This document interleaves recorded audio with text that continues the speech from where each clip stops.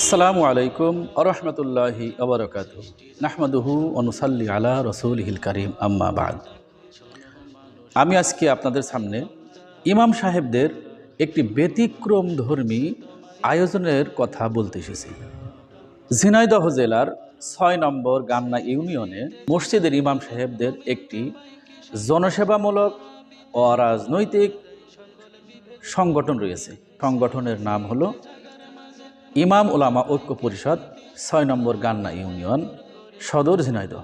আগত পবিত্র ঈদ উল ফিতরে এই পরিষদটি ১০০ জন হতদরিদ্র মুসল্লিদের মধ্যে ঈদ সামগ্রী বিতরণের আয়োজন করতে চলেছে।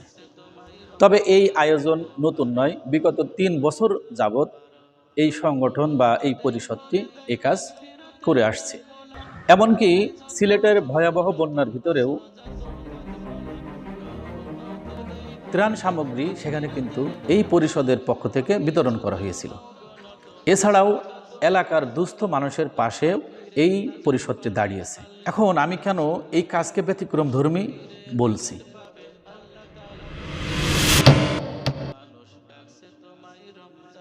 কারণ হলো, সারা দেশেই যারা মসজিদের ইমাম আছেন, কিছু সংখ্যক ইমাম বাদ দিয়ে দেশের সকল ইমামগণই চাপের মুখে এবং অসহায়ত্বের মধ্যেই জীবনযাপন করেন। এটা যদি কেউ অস্বীকার করে সে অবশ্য মিথ্যা বলবে।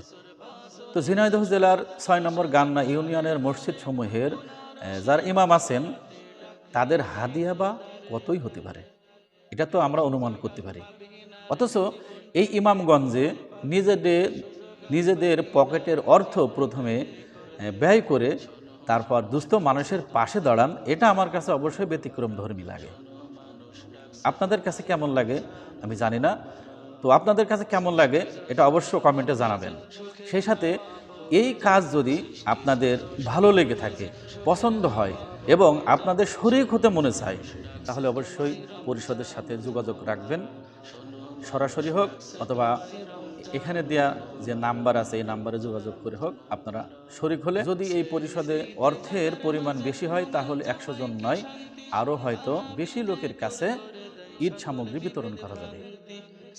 আল্লাহ তাআলা আমাদের সবাই সৎকর্মগুলোকে কবুল করুন। আমিন।